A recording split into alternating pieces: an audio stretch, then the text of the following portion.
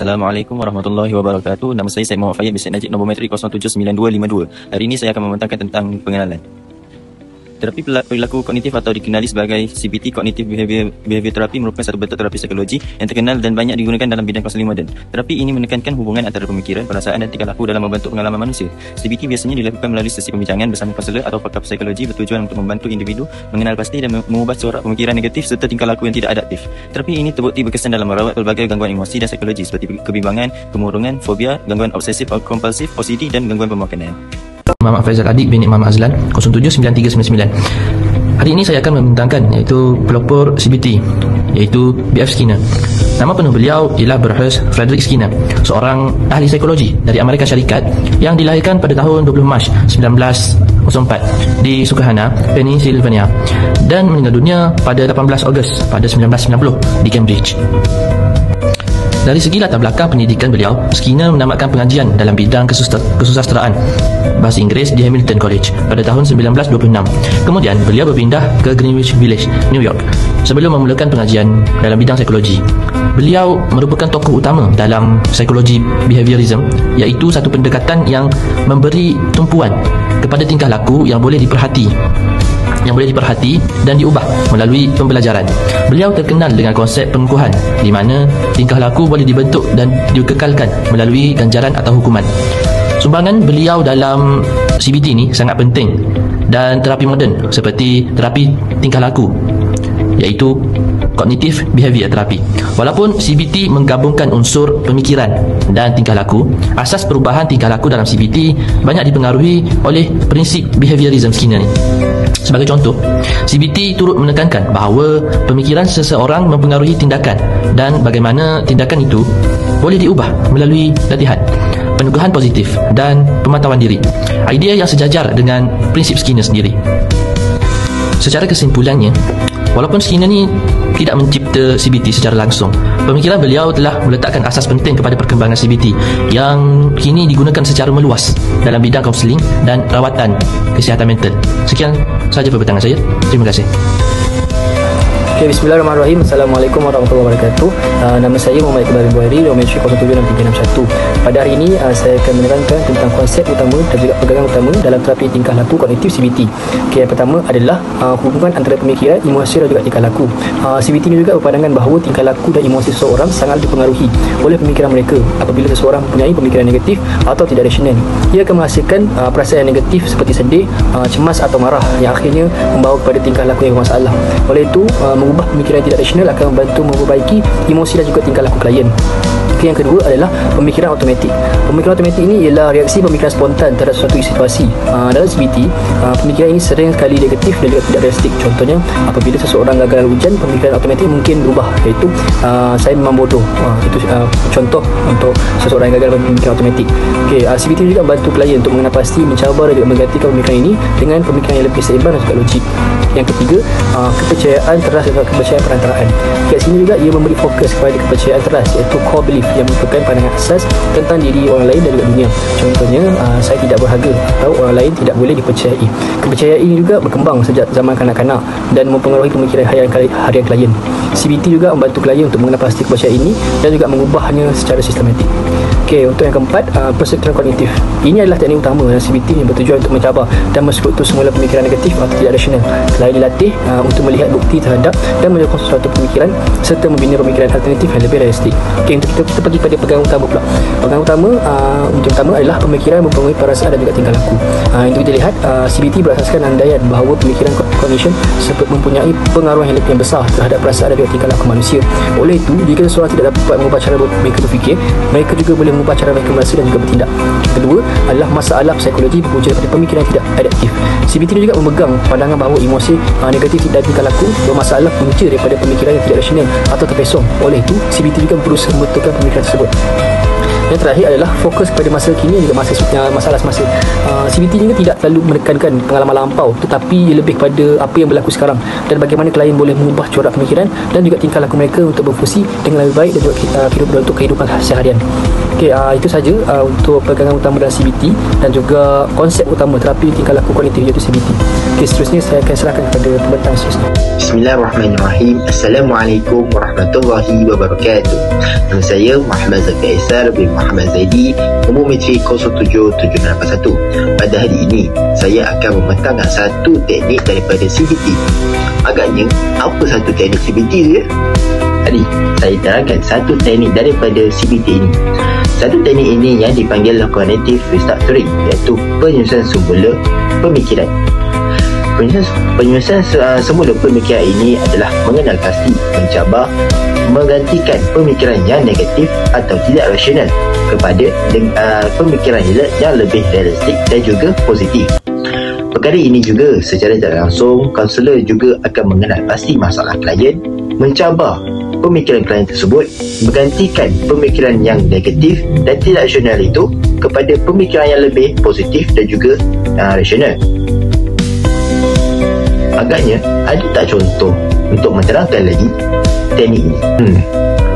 Okey, contoh dia macam ni. Contoh, klien akan mengatakan diri dia akan gagal untuk selamanya dan kaunselor akan menyusun semula dan juga mencabar pemikiran daripada klien itu dan membantu dia mendengar suara hati dia. Suara hati tersebut ada dua, iaitu suara negatif dan suara positif. Dengan itu, klien akan mula sedar dan mula berfikir dengan cara yang lebih positif agar diri dia tidak akan gagal untuk selamanya. Kemudian saya akan menerangkan teknik kedua, iaitu behavioral experiment, mana definisi dia ialah satu teknik intervensi dalam terapi kognitif yang digunakan untuk menguji kepercayaan atau andaian klien melalui pengalaman secara langsung. Tujuan utama eksperimen ini adalah untuk menguji kepercayaan negatif automatik yang dimiliki oleh klien. Kepercayaan ini selalunya timbul secara spontan apabila seseorang berdepan dengan situasi tertentu. Selain itu, eksperimen ini juga bertujuan untuk menjana pengalaman yang baru yang secara langsung dapat mencabar andaian-andaian lama yang tidak realistik dan tidak membantu. Akhir sekali, melalui proses ini, klien akan didorong untuk membina fleksibiliti kognitif, iaitu kepercayaan untuk berfikir dengan lebih terbuka dan melihat sesuatu situasi dan perspektif yang berbeza. Langkah-langkah pelaksanaan. Pertama sekali, kaunselor dan klien akan mengenal pasti kepercayaan atau andaian yang ingin diuji. Contohnya seperti orang akan menilai saya jika saya bercakap di halayak ramai. Setelah itu, satu bentuk eksperimen akan dirancang berdasarkan situasi sebenar yang berkaitan dengan kepercayaan tersebut. Langkah ketiga ialah melaksanakan tingkah laku yang telah dirancang itu dalam dunia nyata, seperti berucap dalam kumpulan kecil. Semasa eksperimen berlangsung, klien akan membuat pemerhatian dan catatan tentang apa yang sebenarnya berlaku. Akhir sekali, klien dan kaunselor akan membuat refleksi bersama-sama. Adakah hasil eksperimen selari dengan jangkaan awal atau sebaliknya? Di sinilah berlaku proses pembelajaran dan perubahan pemikiran. Satu contoh eksperimen tingkah laku. Sebagai contoh, mari kita lihat satu situasi klien. Kepercayaan yang dimiliki oleh klien ialah, kalau saya bercakap dalam satu kumpulan, semua orang akan fikir saya bodoh. Ini merupakan satu bentuk kepercayaan negatif automatik yang timbul apabila klien membayangkan dirinya berinteraksi dengan orang lain. Jadi, eksperimen yang dirancang bersama kaunselor ialah, klien diminta untuk bercakap selama 1 hingga 2 minit dalam satu kumpulan kecil. Selepas itu, klien diminta menilai sendiri respon dan reaksi daripada ahli kumpulan tersebut. Hasilnya, tiada pun respon negatif yang diterima. Malah beberapa orang dalam kumpulan itu menyokong pandangan klien dan memberi respon yang positif. Ini menunjukkan bahawa kepercayaan awal klien adalah tidak tepat dan hanya berdasarkan andaian semata-mata. Assalamualaikum warahmatullahi wabarakatuh. Saya Tuan Hakim bin Ahmad Azlan, nombor metrik 079616. Jadi untuk kelebihan CBT yang pertama ni ialah melatih klien untuk menyembuhkan diri sendiri. Yang pertama, mengajar kemahiran menolong diri sendiri. Klien boleh menggunakan kemahiran ini di luar sesi terapi.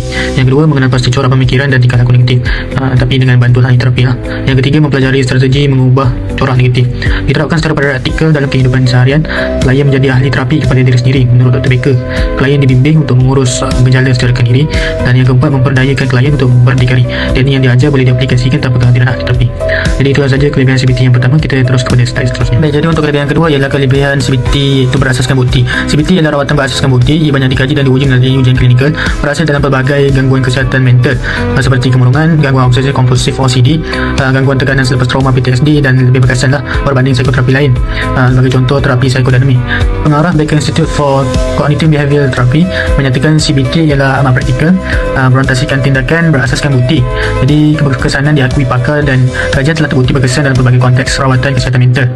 Jadi itulah saja untuk kelebihan kedua CBT, iaitu berasaskan bukti. Kita pergi ke slide seterusnya. Jadi untuk kelebihan CBT yang ketiga ialah dilakukan dalam tempoh masa yang singkat. Tempoh terapi yang singkat biasanya berlangsung antara 12 hingga 20 sesi. Sumber daripada National Institute of Mental Health. Ia juga memberi hasil dengan cepat. Klien boleh melihat perubahan dalam tempoh yang singkat. Jadi kelebihan jangka pendek ini menurut Dr. Baker, sifat jangka pendek CBT adalah satu kelebihan yang penting. Ia juga intervensi yang sangat efisien. Penambahbaikan boleh dicapai dalam masa singkat. Sangat sesuai untuk gejala akut seperti serangan panik, kebimbangan melampau dan sebagainya. Kita terus pada slide seterusnya untuk kelebihan CBT. Untuk kelebihan CBT yang terakhir ni ialah lebih fokus pada masa kini, iaitu ia berbeza daripada terapi psikodinamik. CBT menumpukan pada isu semasa bukan masa lalu, fokus pada masalah terkini klien, iaitu mengenal pasti corak pemikiran dan tingkah laku negatif yang sedang berlaku. Bila terjadi perubahan secara langsung, ahli terapi membantu klien mengubah corak negatif sekarang, bukan hanya memahami puncanya. Pandangan Dr. Aaron Beck, bukan Aaron Baker, namun sebenar pengasas, CBT ialah tentang masa kini, fokus pada perubahan pemikiran dan tingkah laku semasa. Proses kerjasama ahli terapi dan klien bekerjasama untuk mencapai matlamat hidup dan meningkatkan kualiti kehidupan. Dan itulah saja kelebihan-kelebihan CBT daripada saya. Kemudian saya akan menerangkan tentang limitasi CBT. Walaupun terapi tingkah laku kognitif atau CBT sangat berkesan dalam menguruskan simptom seperti kebimbangan dan kemurungan, namun ia kurang sesuai untuk menangani isu-isu emosi yang lebih mendalam seperti konflik hubungan atau krisis identiti. Ini kerana CBT lebih tertumpu pada pemikiran dan tingkah laku semasa dan tidak begitu mendalami akar emosi yang lebih kompleks. Bagi isu seperti ini, terapi berpusatkan individu atau terapi berasaskan keterikatan attachment based therapy dilihat lebih sesuai kerana pendekatannya lebih menyeluruh dan memberi ruang kepada penerokaan emosi serta hubungan peribadi. Salah satu kritikan terhadap CBT ialah ia boleh dirasai seperti menolak atau mengetepikan emosi seseorang. Ini kerana CBT memberi tumpuan utama kepada mencabar pemikiran yang tidak membantu dan kurang memberi ruang kepada individu untuk benar-benar menyelami emosi mereka. Akibatnya, sesetengah individu terutamanya mereka yang mengalami emosi yang sangat kuat atau pernah melalui trauma mungkin merasakan bahawa pengalaman dan perasaan mereka tidak benar-benar diiktiraf dalam sesi terapi. Walaupun CBT mempunyai kadar kejayaan yang tinggi, namun ia yang tidak semestinya sesuai untuk semua orang. Ada individu yang mungkin suka untuk melibatkan diri secara aktif dalam proses CBT, terutamanya mereka yang menghadapi kesukaran mengekspresikan pemikiran atau emosi mereka. Dalam kes seperti ini, pendekatan terapi yang berbeza mungkin lebih sesuai untuk membawa kepada perubahan yang lebih bermakna dalam diri individu. Kembali dengan saya dalam latar belakang kes. Latar belakang kes dalam kajian ini, Adik merupakan seorang pelajar di sebuah sekolah berasrama penuh. Sejak awal persekolahan, Adik sering menjadi sasaran budi oleh rakan sekelasnya, iaitu Iqbal. Kes bullying tersebut berlaku dalam pelbagai bentuk, termasuk bertumbuk, sindiran serta umputan secara fizikal dan juga emosi. Kejadian ini juga berlarutan selama beberapa minggu dan menyebabkan Adik menjadi seorang pendiam, kerap termenung dan menunjukkan penurunan dalam prestasi akademiknya. Dan setelah disiasat oleh pihak warden, mendapati bahawa Iqbal memang telah membuli Adik secara berterusan, Iqbal kemudian dimarahi oleh warden dan diberi amaran keras. Namun begitu, selepas insiden tersebut, Iqbal mula menunjukkan perubahan tingkah laku. Dia menjadi mudah marah, sering menyendiri dan menunjukkan tanda-tanda rasa bersalah serta keliru dengan perbuatannya.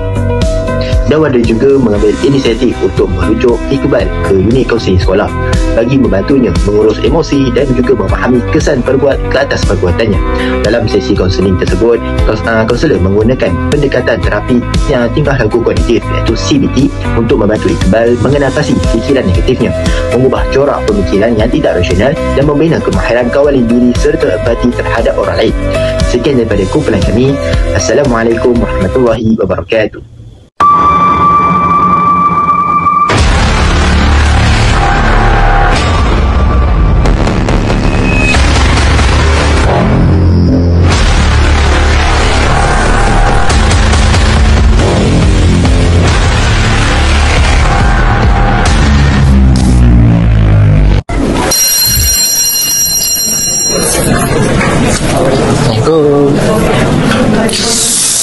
Assalamualaikum.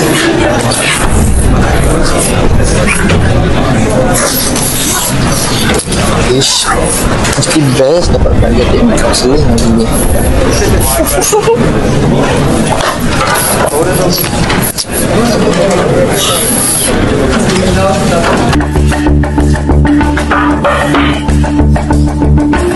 Ush, ada dah baru pula dengan kelas ni.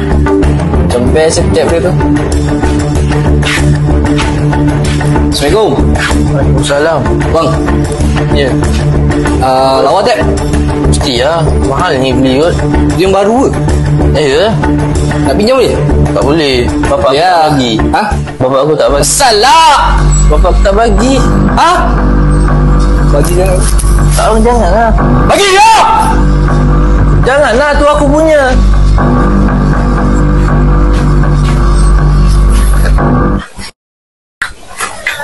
Oh ya, tadi kau dah kelas tadi? Mesti lah kelas tadi kaunseling kan? Dah belajar benda ni tak? Banyak lagi belajar tadi. Oh. Sampai tak ingat tu. Dah adik, aku buat dulu lah. Oh ya, nak balik dah? Okey. Habiskan dah ni. Okey, terima kasih. Bye. Salam.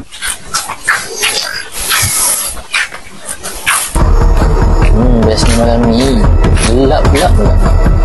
Macam malam lain. Oh, budak baru? Ya, apa? Seorang je? Seorang je. Kenapa? Mana member kau? Tak ada. Semua tak nak kawan dengan aku. Oish, kesian aku dengar. Boleh tak sikit air tu? Sedap ke? Sedap? Ambil lah. Tapi tak boleh. Aku beli ni. Asal lah. Aku beli sikit ke? Dah nak habis tu. Boleh? Tak boleh. Boleh tak? Aku kerja. Boleh tak boleh? Tak boleh. Boleh tak boleh? Janganlah. Boleh tak boleh?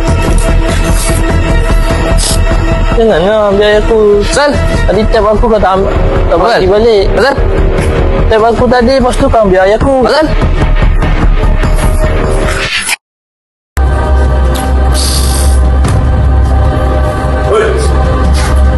Apa lagi kau ni? Aduh, sakit lah. Habis-habis kau. Weh, kau apa dia? Weh, janganlah. Apa weh? Bawa kau kat mana? Sunyi je malam. Budak-budak tak ada buat hal lah. Aku bawa kau kat badan. Bawa sini lah. Aku hantar kau kat badan. Cikgu. Ni, ada kes buli cikgu. Ha? Apa? Buli? Dia buli cikgu? Dia buli? Ya. Kat mana? Tak ada. Kat kelas tadi cikgu? Tak ada. Baru tadi cakap tak ada budak buat hal. Dah lah saya ada banyak kerja. Teknik kaunseling, KK lagi. Dah. Jumpa guru kaunseling. Jom. Tak ada budak cikgu. Jom. Tak payah cakap. Saya kena bawa awak jumpa kaunselor kak. Ya, aku apa jumpa saya kaunselor pula? Astaghfirullahalazim. Awak ni pelajar tau. Ya tu? Awak kena belajar didik diri awak. Awak kena ikut apa yang baik, apa dan bukan benda yang buruk. Cuma apa je aku? Saya tahu awak tak ada buat benda yang tak baik, tapi saya tahu ada masalah kat diri awak. Saya rasa awak kena jumpa kaunselor lah. Boleh tak? Tengok aku sana aku. Yalah. Tak jumpa kaunselor pula. Malas lah jumpa kaunselor. Itu lah yang paksa. Orang kata apa, sekolah lah jumpa kaunselor. Sebab aku ada masalah kan. Ni kena beli kaunselor.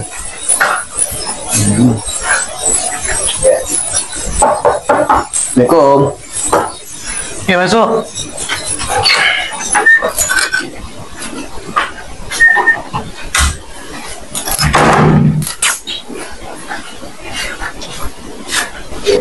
Oh, Iqbal. Boleh duduk dulu. Awak yang warden cerita tu kan? Ya, saya. Duduk. Saya. Okay, Iqbal. Awak selesa tak ni? Saya. Duduk elok-elok. Okay, awak selesakan diri dulu. Relax dulu. Okay, sebelum tu, sebelum kita mulakan sesi kaunseling ni, saya ada beberapa borang lah nak bagi dekat awak. Okay. Jadi awak boleh isi, awak boleh baca dulu. Ni borang dia Iqbal. Cuba awak baca tengok. Ni Iqbal pen. Awak boleh isi.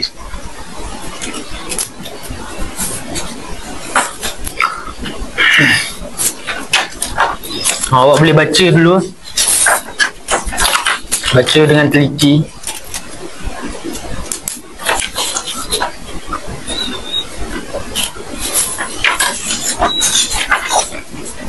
Dah. Sekejap saya tengok dulu.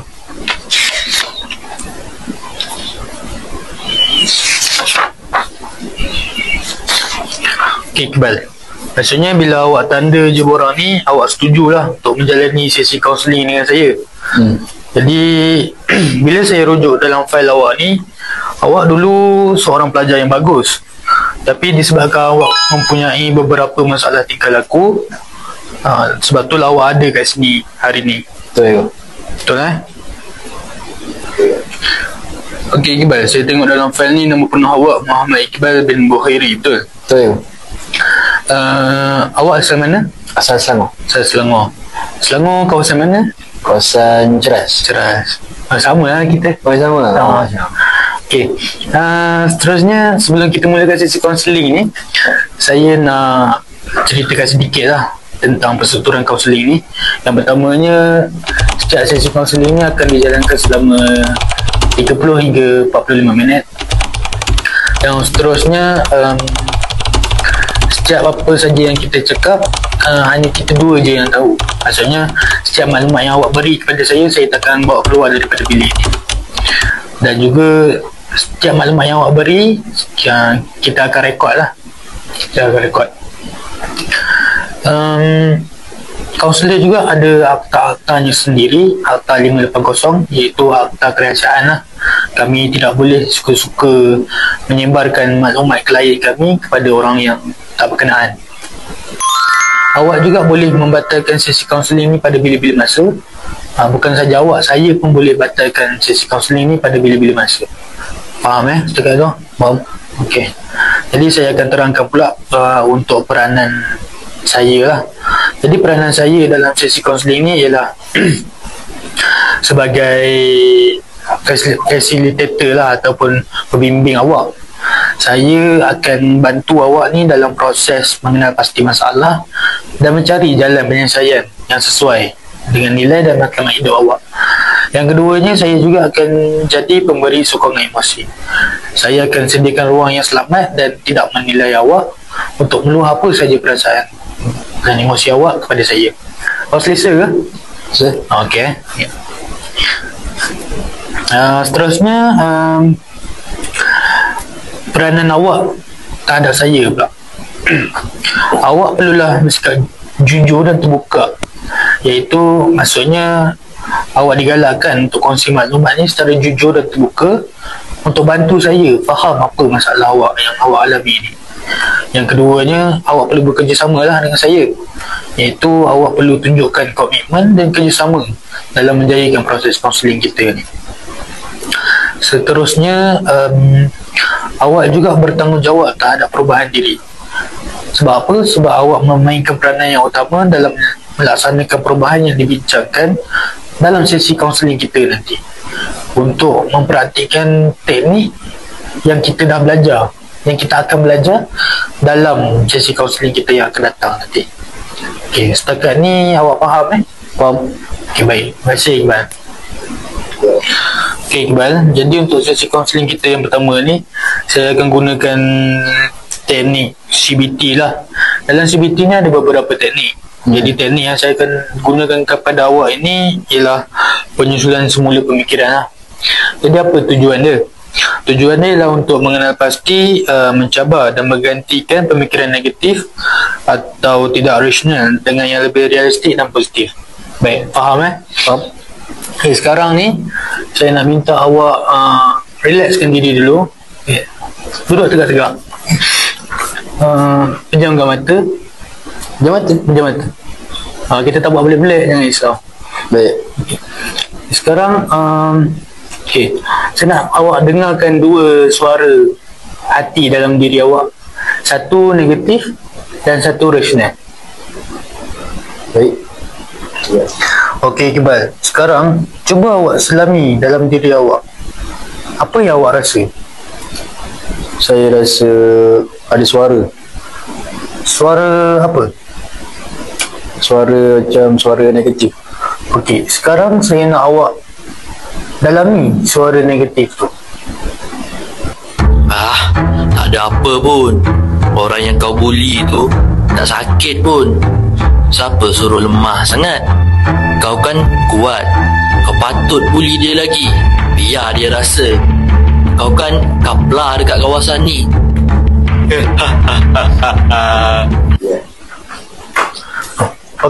Awak okey tak, Iqbal? Okey, ya. Okey. Sekarang awak relax dulu. Awak betulkan posisi awak duduk dan awak tarik nafas. Okey. Sekarang selepas awak selami perasaan awak yang tadi tu, saya nak awak pejamkan mata semula. Kita buat macam tadi pula. Tapi kali ni saya nak awak cuba selami perasaan yang lebih baik, perasaan yang tenang yang buatkan awak gembira. Aku ni asyik nakal je. Selalu ambil barang orang, ambil air orang. Mak ayah aku marah ke tak aku buat macam ni? Mesti dia orang kecewa dengan aku. Lepas tu aku rasa aku ketua. Dari semua orang tak patutlah aku buat macam tu. Semua sama je. Alangkah baiknya kalau aku berkelakuan baik dengan semua. Mesti semua happy. Aku rasa aku kena buat macam tu lah. Baik. Iqbal, awak okey tak? Ni, saya ada tisu sikit. Tak air mata tu. Saya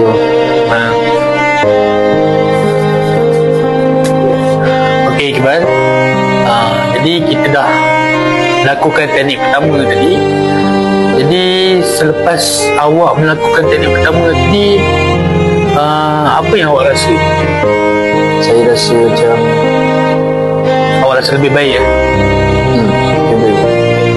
Jadi kita okey, Iqbal. Jadi untuk teknik kedua ni ialah eksperimen tingkah laku.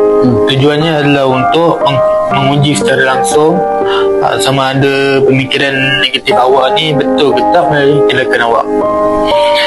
Okey. Jadi sekarang ni awak bayangkan saya sebagai awak punya cikgu lah. Okey, baik. Jadi pertamanya saya nak tanya dulu, kenapa awak buat macam ni? Sebenarnya aku saya buat benda ni semua ada sebab. Sebab yang pertama, saya rasa saya nak dipandang tinggi oleh semua orang. Dan juga saya nak semua orang hormat saya. Tapi Iqbal, sebenarnya kalau kita buat baik pada orang pun, kita masih lagi boleh dipandang tinggi. Kita masih lagi boleh dihormati oleh kawan-kawan serta cikgu-cikgu kita. Faham? Jadi Iqbal, awak terasa bersalah ke dengan apa benda yang awak buat ni? Saya rasa bersalah itu. Sebab saya tahu benda ni salah. Saya tak patutnya bully bini saya macam tu. Dan sekolah ni pun ada peraturan kan. Betul. Dan saya pun mula sedar apa yang saya buat ni semuanya tak betul. Lepas tu saya InsyaAllah saya akan minta maaf kat dia balik lah. Bagus Iqbal. Jadi saya harap awak takkan ulangi lagi lah apa yang awak buat sebelum ni. Baik. Okay Iqbal, jadi kita dah selesai lah untuk sesi kaunseling kita pada kali ni. Jadi saya nak buat sedikit rumusan ke atas awak lah. Jadi masalah utama awak ni adalah bully lah. Bully awak bully rakan sekolah awak. Dan setelah kita melakukan beberapa teknik tadi, tapi saya hanya gunakan dua sajalah teknik ke atas awak, iaitu teknik penyusunan semula pemikiran dan teknik eksperimen tingkah laku. Okay. Jadi saya memang nampaklah sedikit perubahan ke atas awak selepas kita lakukan sesi kaunseling ni, dan nilai dan pengajarannya adalah awak tak sepatutnya lah membuli rakan awak, dan awak sepatutnya menghormatlah guru-guru di sekolah dan sebagainya. Seterusnya dan ni saya punya harapan ke atas awak lah. Saya harap awak boleh berubah dan teruskan belajar. Ingatlah, awak masih muda, banyak lagi benda yang awak perlu teroka pada masa hadapan. Jadi saya harap saya tak jumpa awak lagi, dan kalau saya jumpa lagi tu maknanya awak ada masalah lain lah. Faham Iqbal? Faham. Terima kasih. Cikgu, saya minta dulu tu. Okay. Sebelum tu boleh tunggu kejap tak? Saya ada sesuatu nak tunjuk kat awak. Ya ke? Boleh ke? Duduk kejap. Okey, masuk.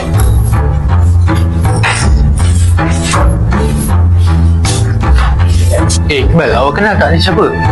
Kenal. Tapi kenapa cikgu ada? Tak apa, awak duduk. Okey, sekarang ni sebenarnya awak berdua ni adik-beradik.